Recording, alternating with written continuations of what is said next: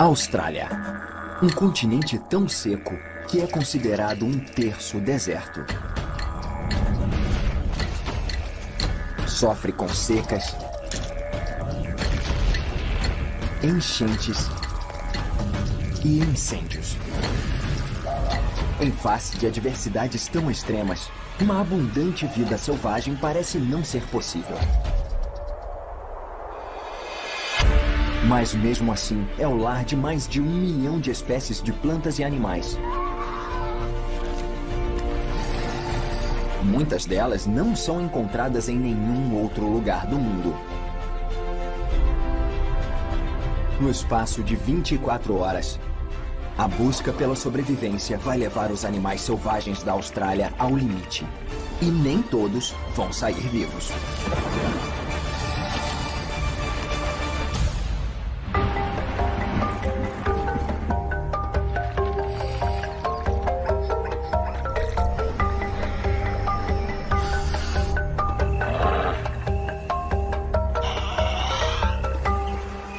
Wild, 24 horas selvagens. Austrália depois da chuva. O único motivo pelo qual a Austrália não é a maior ilha do mundo é porque ela é um continente. Ela se estende por quase 4.000 quilômetros desde o sul temperado até o norte tropical. Ao invés de inverno e verão, o norte da Austrália possui a estação úmida e a estação seca. Um ciclo anual que dita as vidas e o comportamento das plantas e dos animais.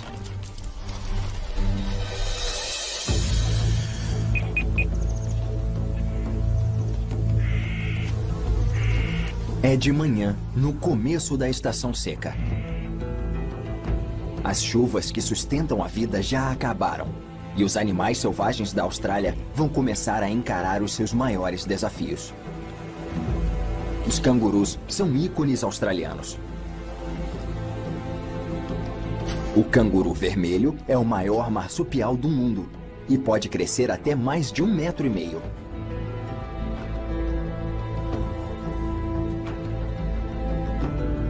A Austrália é o lar de cerca de 50 milhões de cangurus. E na luz da manhã, esta fêmea está gerando mais um.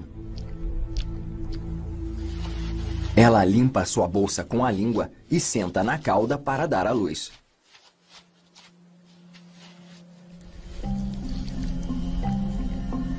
Este pequeno filhote parece incapaz, mas ele sobe instintivamente para a bolsa da mãe, onde ele encontra uma fonte de comida e uma casa onde ele vai crescer nos próximos 8 meses. A mãe dele já está cuidando de um outro filhote. Ela é uma grande reprodutora.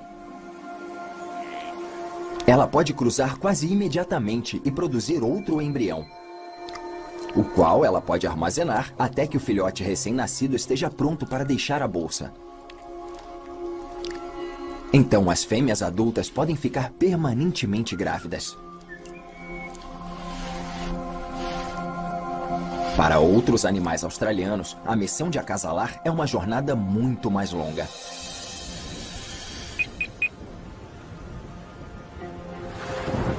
2.600 quilômetros a noroeste de Perth fica a Ilha Christmas.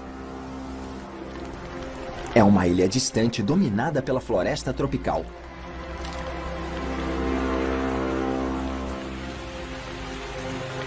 Para um grupo de animais, o fim da estação úmida significa que lhes resta pouco tempo.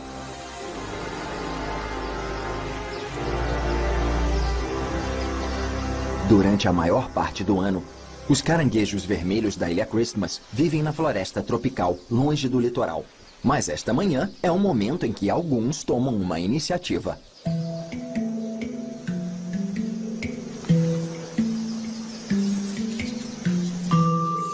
Estes machos estão deixando a floresta, indo em direção ao mar para acasalar. Milhões já foram antes deles. Eles são um dos últimos grupos desta estação. E talvez eles tenham saído tarde demais. O primeiro obstáculo é a estrada. Apesar dos esforços feitos para manter estes viajantes longe do trânsito, o ímpeto de acasalar se sobrepõe a qualquer noção de segurança no trânsito.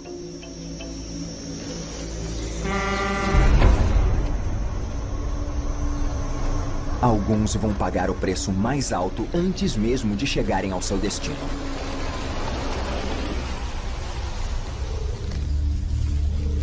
A perda deles não vai ser em vão. Eles vão ser uma refeição bem útil para os que ainda estão marchando. Para chegarem ao seu destino, estes aventureiros podem caminhar quase mais de 1 quilômetro por dia.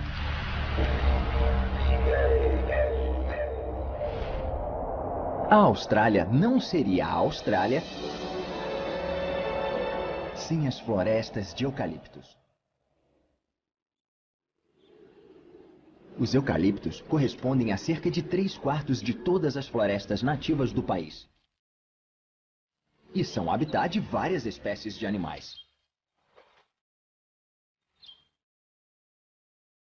Também conhecidos como árvores de goma, eles têm uma seiva tóxica no tronco e nas folhas. Mas um animal icônico depende quase totalmente dessas folhas para sobreviver.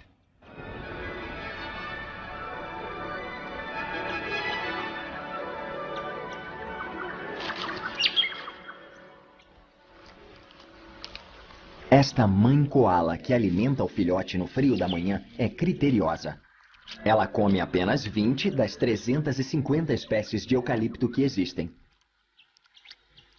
Ela é capaz de processar as folhas num intestino muito longo. E até mesmo o seu filhote está experimentando esse prazer tóxico. Estas folhas estão cheias de óleos voláteis que são altamente inflamáveis. Uma tempestade que está se formando ao longe no horizonte tem potencial para destruir esta floresta. E graças aos eucaliptos, esta floresta quer mesmo queimar. Ela precisa queimar.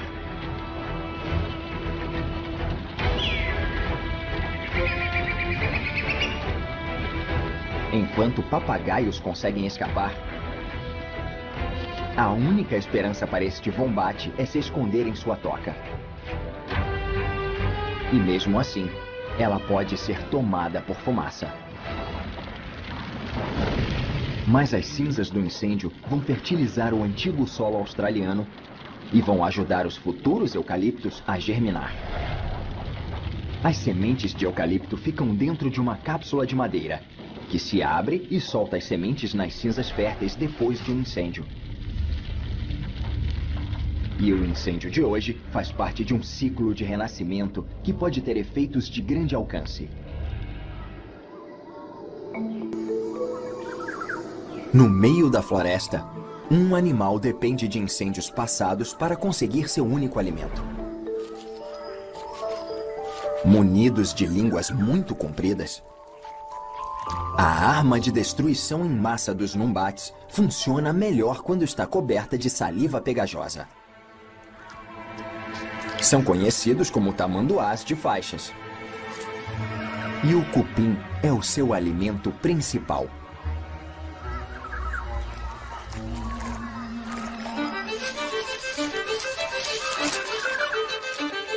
Tanto a presa quanto o predador dependem da mata para sobreviver. Os cupins comem o interior das árvores. E os numbates comem os cupins. Mais de 2.000 em um dia. Eles não têm força para invadir o cupinzeiro. Então eles seguem a programação diária dos cupins. Quando os cupins estão ativos cedo da manhã, os numbates se aproveitam.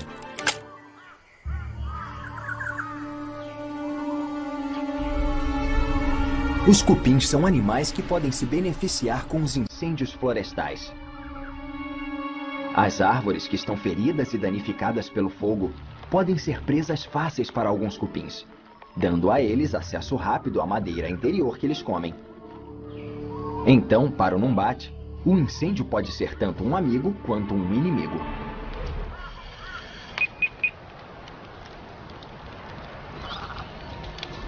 O resultado do incêndio desta manhã é uma oportunidade de alimento para alguns.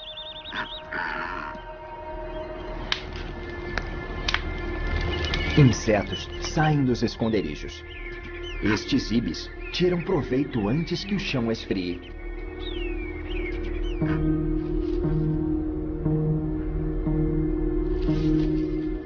O vombate sobreviveu ao incêndio, mas a sua fonte principal de alimento, as gramas nativas, se foi.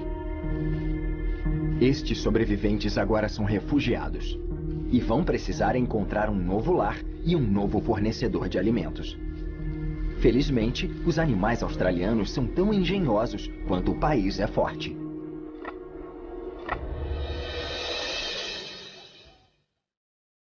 E passando a floresta queimada, ainda existem oásis verdes.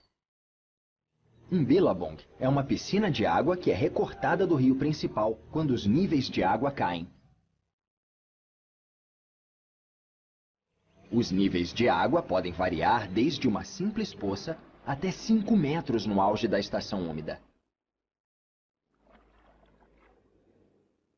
Enquanto este billabong cercado de terra puder reter animais aquáticos, acima da linha da água tem um desfile de visitantes que muda sempre. Então um peixe fixou o seu olhar para o céu. Este Toxotidae listrado achou um jeito de fazer surgir do nada refeições deliciosas.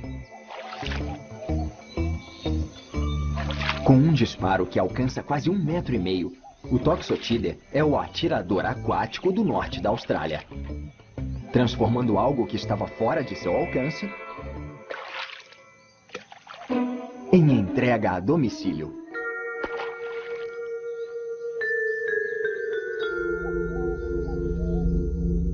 Mas estas águas turvas também são a morada de um réptil antigo e assustador.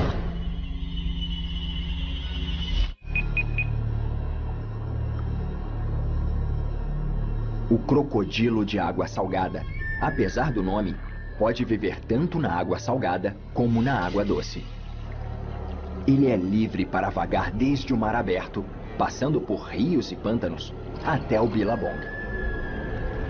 Um predador formidável que pode facilmente retirar um pequeno canguru da beira da água.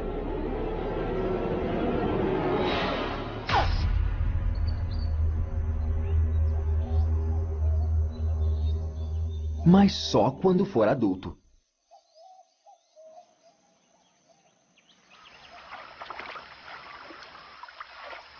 Atingir a maturidade é contra as probabilidades para os filhotes de crocodilos. Menos de 1% vai sobreviver.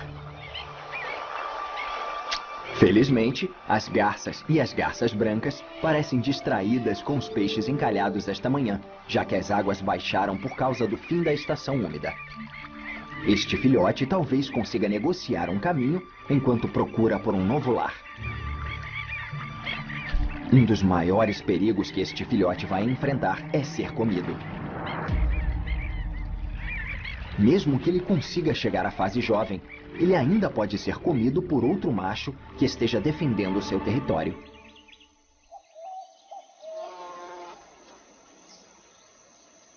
Esta mãe crocodilo de água salgada está protegendo seu ninho já faz 3 meses.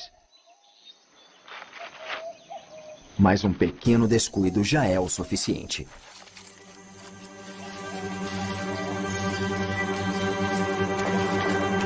Quando ela retorna para a água para equilibrar a temperatura corporal, um ladrão se aproxima.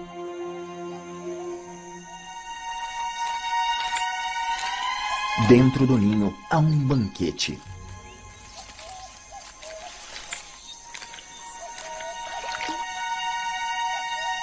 E nada passa despercebido pelo lagarto. Ele usa sua língua dividida em 2 partes para seguir um odor. Roubar de um crocodilo de água salgada é um jogo arriscado.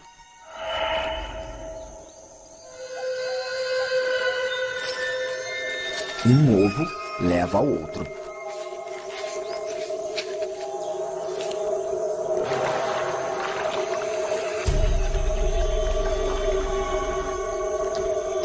Este saque é uma linha muito tênue entre uma refeição de graça e a última refeição.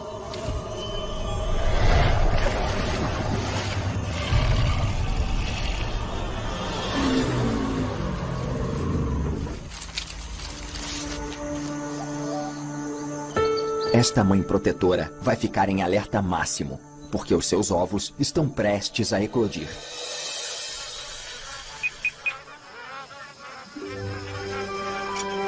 A estação úmida produziu uma explosão de grama, que fornece proteção para os ninhos das anseranas semipalmata. Elas são as únicas aves aquáticas que acasalam em grupos de 3. Um macho e 2 fêmeas formam uma família misturada e dividem todas as responsabilidades, como chocar os ovos e cuidar dos filhotes até a próxima estação. Elas são aves sociáveis, que se alimentam juntas e viajam juntas, se movimentando em bando. Mas a segurança deste bando está prestes a ser rompida. Uma vitrine cheia de gansos é uma visão tentadora para o cão selvagem da Austrália. Para este cão solitário, é difícil resistir a uma ave no prato.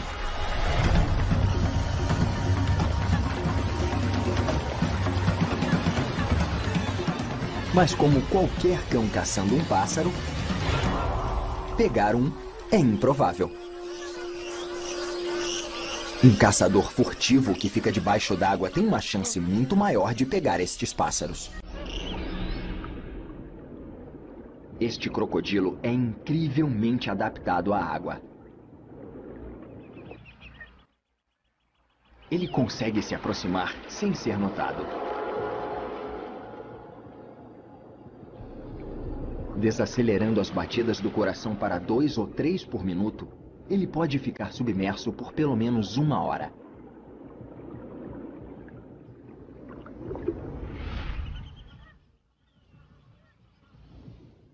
Ele tem pálpebras transparentes que protegem os seus olhos e também permitem a visão.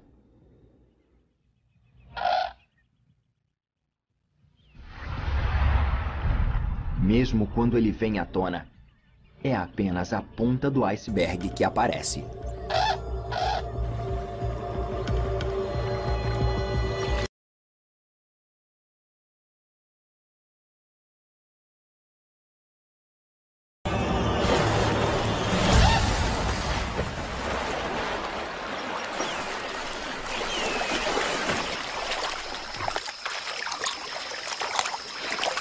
Ele é o maior réptil do mundo. E um ganso é só um lanchinho.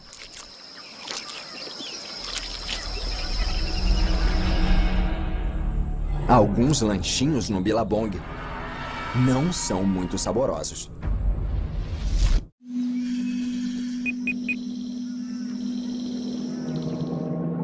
Estes girinos, que geralmente são um almoço bem-vindo, estão sendo rejeitados. As percas gigantes não são detalhistas. Elas comem praticamente de tudo. Mas estes girinos são perigosos. Desde o ovo até a fase adulta, todos os sapos boi carregam veneno.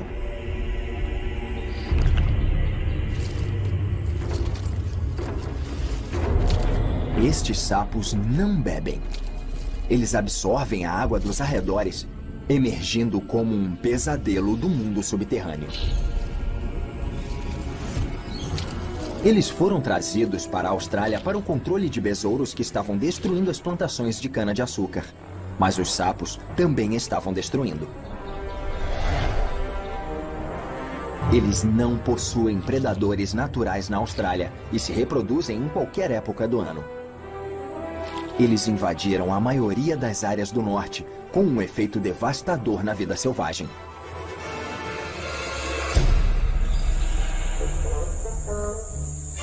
Os sapos não têm medo e adoram comida de cachorro. Mas este sapo-boi deveria vir com um aviso. Porque tentar comê-lo pode ser uma sentença de morte.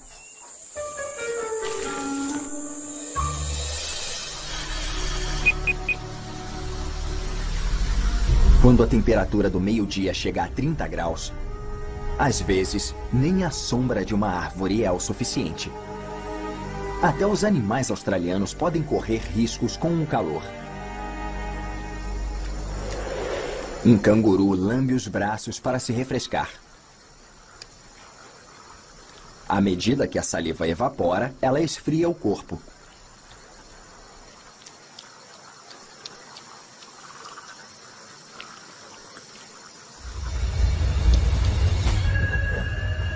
Mas o calor não é a única ameaça.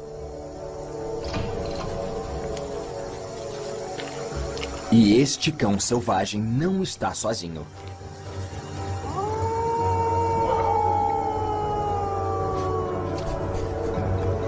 Os cangurus são facilmente amedrontados. O calor do meio-dia vai colocar os dois lados à prova. Caçar cangurus é ambicioso para um cão. Mas caçar em bando muda as probabilidades. Enquanto o canguru é mais rápido, ele está em menor número.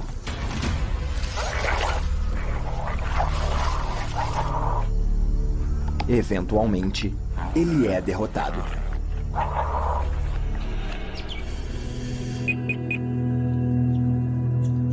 As florestas tropicais compõem menos de 1% da Austrália.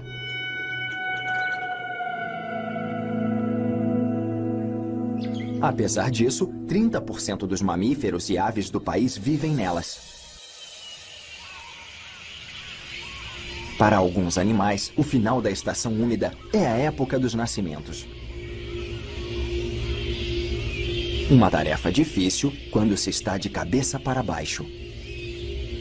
Esta raposa voadora está em trabalho de parto. E a gravidade não está a seu favor. Ela pode se desvirar e ficar pendurada como um macaco para ajudar no processo.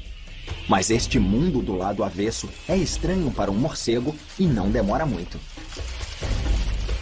Ela continua o parto numa posição mais familiar.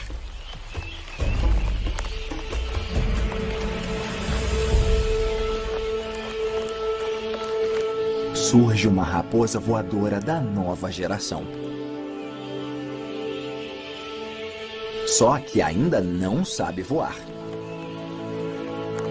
Ela vai ter que proteger o filhote até que os seus ossos estejam bem fortes para voar. E isso vai demorar semanas. Mas proteger o filhote aqui é um trabalho em tempo integral.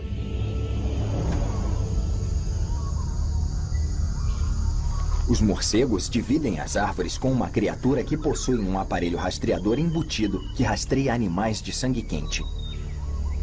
A Piton tapete não é venenosa, mas mesmo assim é perigosa. A morte é por asfixia.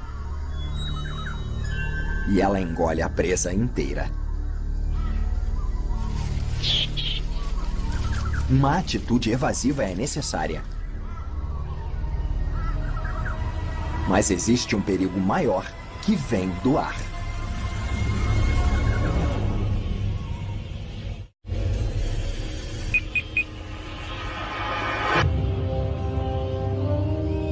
O cochilo depois do almoço destes morcegos pode ser interrompido abruptamente. Apesar de esta águia do mar de barriga branca se alimentar principalmente de criaturas do oceano, os morcegos também estão no cardápio.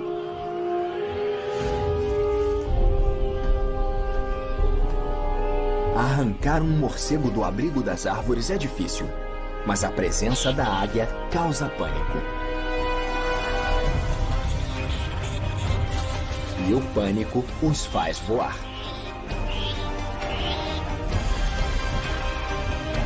Quando os morcegos estão em voo, eles se tornam vulneráveis a este mestre dos céus.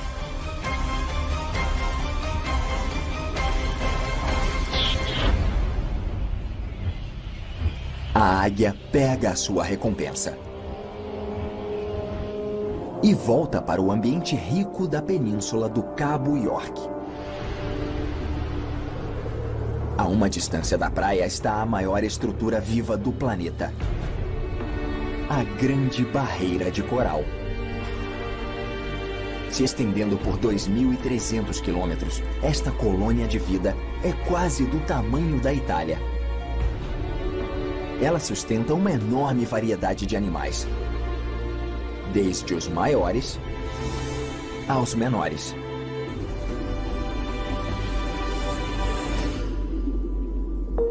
E alguns dos menores são os mais brilhantes. Um caleidoscópio de cores é criado pelos pequenos animais que formam os corais. O Recife é o habitat de 600 tipos diferentes. Os corais duros têm um esqueleto sólido que os sustenta, enquanto os corais moles são flexíveis e geralmente confundidos com plantas. Se os corais moles são as plantas do Recife, então as anêmonas são as flores. Com a habilidade de paralisar a presa com seus tentáculos que picam, é improvável que sirvam de hospedeiros. Mas eles se tornaram uma tenda de circo, lar para um grande número de peixes palhaço. A sobrevivência destes peixes é baseada numa troca íntima com a anêmona.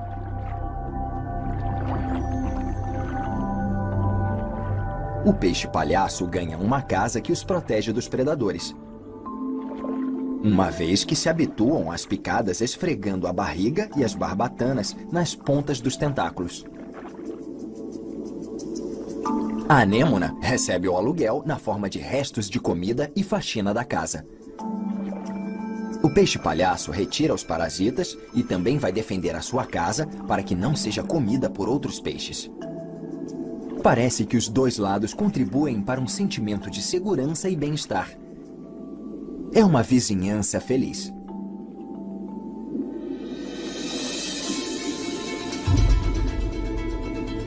Esta concha, aparentemente inofensiva, não é tão passiva quanto parece.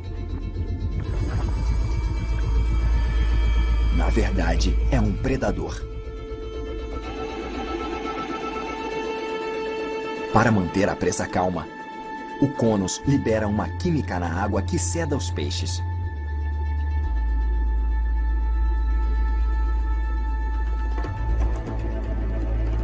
Usando um tubo telescópico que pode se estender 2 vezes mais que o tamanho do seu corpo, ele se aproxima cada vez mais.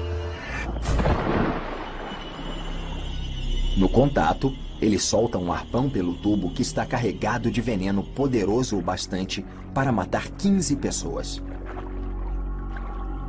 O peixe fica paralisado em segundos.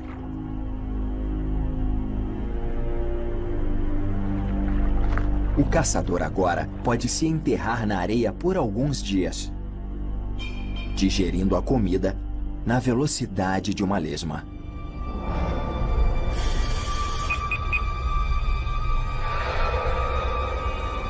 À medida que a tarde esfria, os animais não precisam mais se esconder do calor.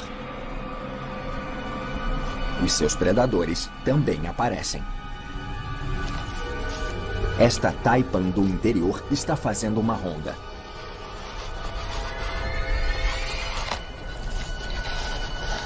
As tocas fornecem segurança, mas também podem ser armadilhas mortais. Esta predadora possui veneno suficiente para matar mais de 4.000 ratos. Ficar encurralado numa toca normalmente é fatal.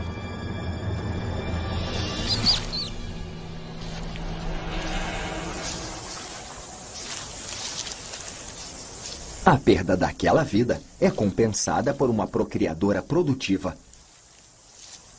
Uma ratos sórdidos. Ela pode gerar até 6 filhotes com apenas 12 semanas de idade. E o fim da estação úmida é o ponto máximo da época de reprodução. Mas tem outra jovem rondando.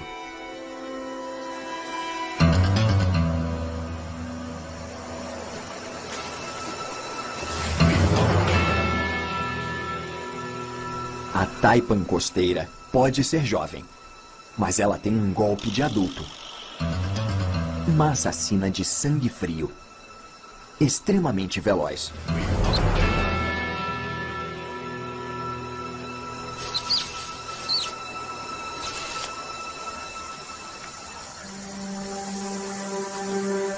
O resultado é quase imediato. Mas talvez esta jovem tenha tido o olho maior que a barriga. Ela segue a trilha de outro alvo.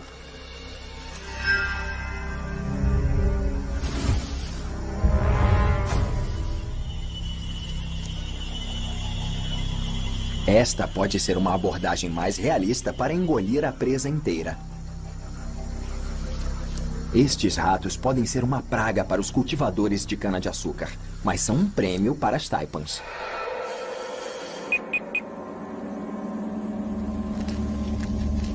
Os caranguejos vermelhos da Ilha Christmas estão em uma missão. Eles precisam chegar até a beira da praia para acasalar, evitando o calor do dia para proteger a umidade do corpo. Mas há outro residente aqui, esperando para bloquear o caminho deles. Tida como uma das espécies mais agressivas da Terra, a formiga louca amarela é violenta e competitiva. Quando perturbadas, estas formigas ficam loucas, e foi daí que ganharam o nome.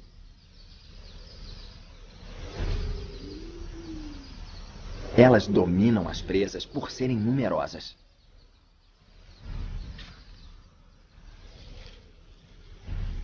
Elas também gostam de caranguejos. Elas borrifam ácido metanóico, que irrita e queima, para subjugar a presa.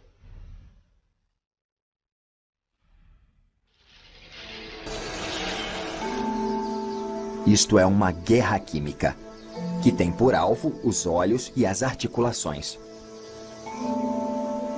O ácido cega e imobiliza, causando morte por desidratação. As formigas comem a carne de dentro para fora. Para estes caranguejos, é o fim da viagem.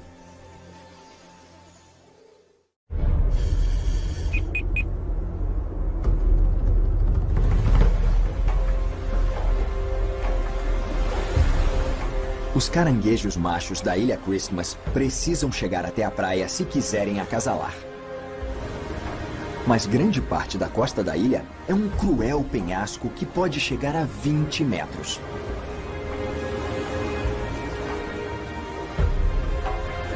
A missão os leva a desafiar a gravidade e chegar até a praia.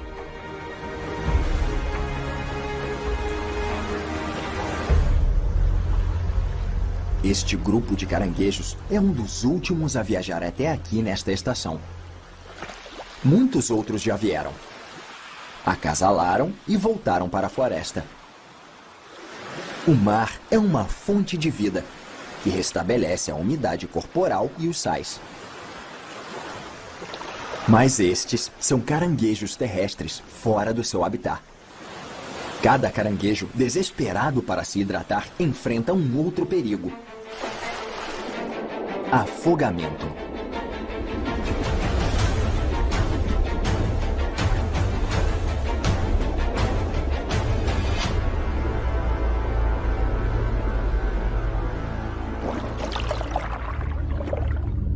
Os peixes-porco servem-se.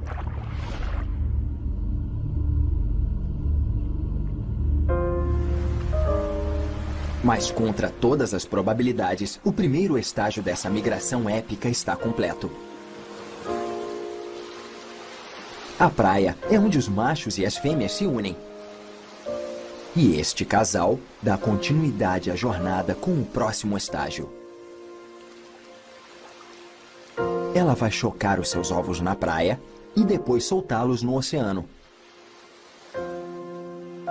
Quando o dia chega ao fim, ele vai começar o longo caminho de volta para a floresta.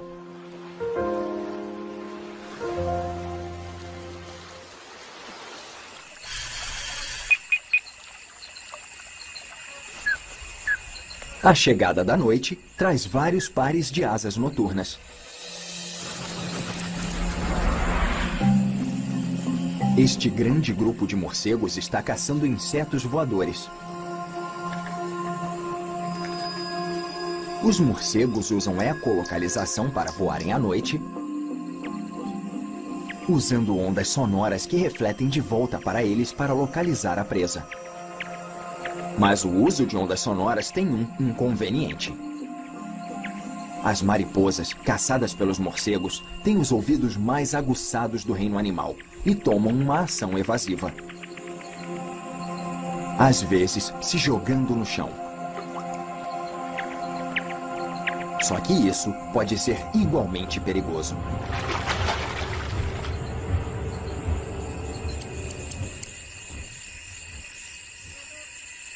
Este morcego orelhudo tem outro plano. A sua audição é tão sensível que pode desativar a ecolocalização e seguir o som das asas da mariposa batendo. Ele sobrevoa preparado para atacar. Na escuridão, o som de pequenas asas entrega esta mariposa. Mas a folha não emite nenhum som.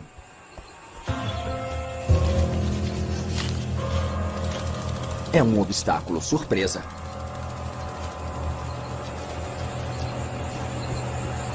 Quando as asas param de bater, a presa está perdida no escuro.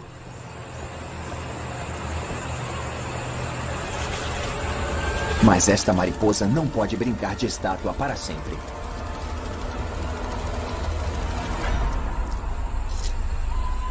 E essa é a sua derrocada.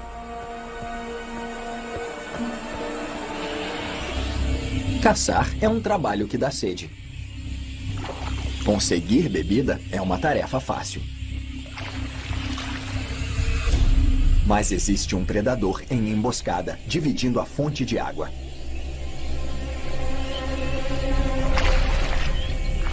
Estes crocodilos de água doce são nativos do norte da Austrália.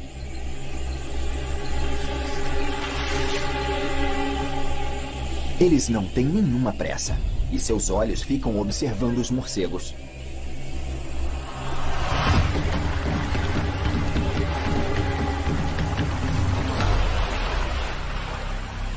Vale a pena ter paciência. E esta noite, tem um novo caçador na cidade.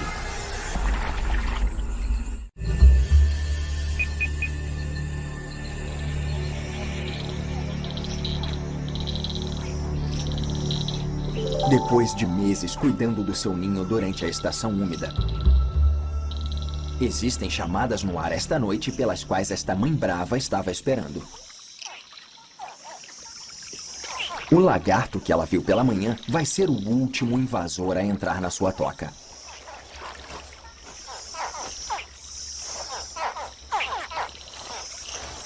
Os seus ovos estão eclodindo e ela está lá para ajudar.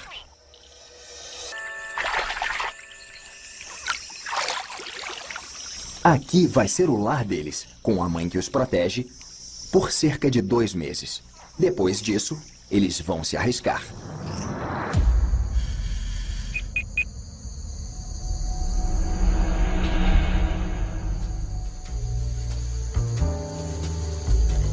Este macho é uma contradição. Ele é uma aranha de costas vermelhas, sem as costas vermelhas. O vermelho é reservado para as fêmeas. Ele está tentando acasalar com ela, mesmo que ela possa facilmente dominá-lo. Esta é uma rede perigosa e ele precisa se aproximar com cuidado. Se ele for confundido com comida, tudo vai estar perdido. Ele chega às preliminares e imediatamente começa a liberar esperma dentro de um dos órgãos de armazenamento dela. Para garantir que a sua missão não vá por água abaixo e que ela não se distraia, ele então oferece a ela uma refeição. Ele próprio. Um salto mortal suicida.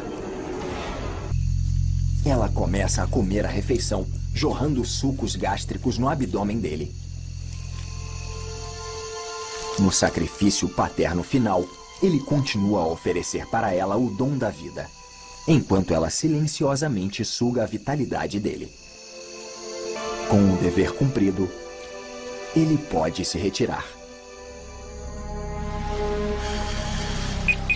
Os ovos irão eclodir no mar, e as larvas vão se transformar em filhotes de caranguejo nas próximas 4 semanas. Se a maré conseguir trazê-los de volta para a praia, cada filhote vai refazer os passos dos seus pais para entrar na floresta. E daqui a 4 anos, eles vão fazer parte da mesma migração épica que os trouxe à vida.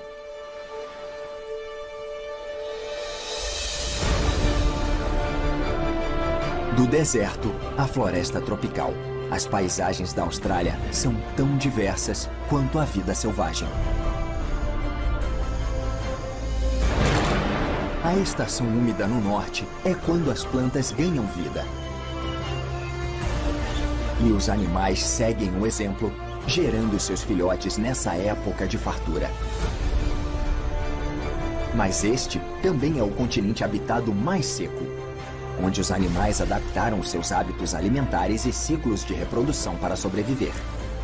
Foram anos de evolução que permitiram que essas criaturas permanecessem vivas nas últimas 24 horas.